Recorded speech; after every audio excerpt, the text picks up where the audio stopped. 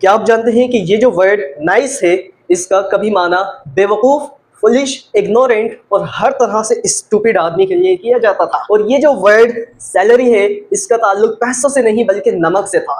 जी हाँ गाइज, परेशान होने की जरूरत नहीं है। Welcome to the world of etymology. Etymology का मतलब है the study of history of words, यानी कि अल्फाजों की तारीख के बारे में जानना कि कोई भी लफ्ज आज जो हम यूज कर रहे हैं और जिस मीनिंग माने के अंदर यूज कर रहे हैं, क्या ये शुरू से इसी जुबान का वर्ड रहा है या कभी किसी और जुबान का यह लफ्ज था। फिर आहिस्ता आहिस्ता जैसे जैसे टाइम पीरियड गुजरता गया, with the passing of centuries, किस तरह कौन सी जुबान से ये वर्ड किस मीनिंग में था और फिर इवॉल्व करता हुआ आज इस मकाम पर है और इसकी ये मीनिंग है। आज की इस वीडियो लेक्चर लेसन में हम बात करने जा रहे हैं एटिमोलॉजी के बारे में। What is etymology? Etymology is the study of history of words and the way there meaning have changed throughout history.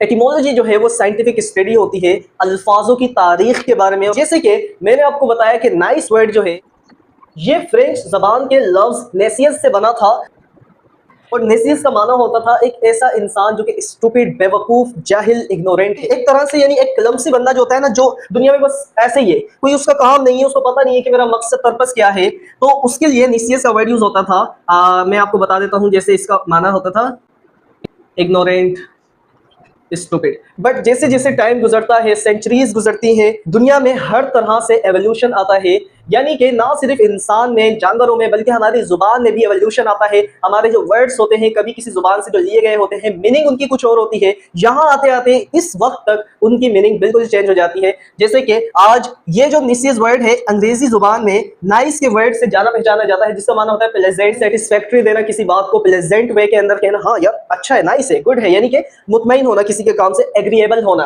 तो नाइस का जो वर्ड है, आज आपने देखा कि अंग्रेजी में इसका माना बिल्कुल चेंज हो गया 18वीं सदी के बाद। लेकिन निशियस जो है, इसका माना क्या होता था? इग्नोरेंट। लाइकवाइज हमारे पास एक और वर्ड है जो बहुत ज्यादा आमतौर पर यूज किया जाता है, वो है सैलरी। अब सैलरी जो है, इसको हम लिख देते हैं यहाँ।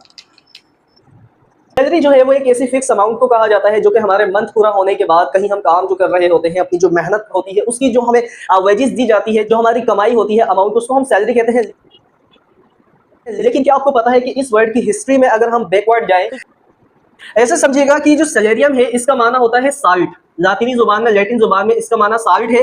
और ये यानी एंशिएंट रोम टाइम पर जो है सोल्जर्स को जो है ना वेजेस के तौर पे साल्ट दिया जाता था। उनकी मेहनत जो होती थी, उनकी उसकी जो वेजेस होती थी उसे तो उसे सैलरियम दिया जाता। लेकिन with the passage of time, जैसे जैसे वर्ड्स इवॉल्व होते रहते हैं जुबान के अंदर, जुबान में मीनिंग्स उनकी चेंज होती जाती है। ओल्ड फ्रेंच में भी इस्तेमाल होने लगा, जिसकी स्पेलिंग थी SALARIE, जो कि इस्तेमाल होने लगा इन तीनों माने के लिए, पेमेंट, अमाउंट, वेजेस, यानी एक ही माना है। तो जब ये ओल्ड फ्रेंच में ये वर्ड इस्तेमाल सैलरियम होने लगा, तो इंग्लिश ने फिर ओल्ड फ्रेंच से ये वर्ड उठाया और खास तौर पर इसे मुख्तस कर दिया एक ऐसी मीनिंग के साथ, पेमेंट, अमाउंट या फिर हमारी वेजेस, यानी वो अमाउंट जो आपकी मेहनत का बनता है। तो लैंग्वेज जो है वो चेंज होती रहती है और एटिमोलॉजी हमें यही बताती है कि वर्ड्स किस तरह सफर करते हैं। तो नेक्स्ट टाइम जब आप अंग्रेजी का कोई भी वर्ड इस्तेमाल करें तो याद रखिएगा कि हर लफ्ज के पीछे एक पूरी की पूरी छुपी हुई कहानी होती है। जैसे कि आपको आज से पहले नाइस और सैलरी के बारे में नहीं पता था, इनकी हिस्ट्रीज आपने जानी कि कभी नाइस का मतलब कुछ और ही था, लेकिन आज हम किसी और मीनिंग में यूज करते हैं। और सैलरी का कभी माना साल्ट होता था,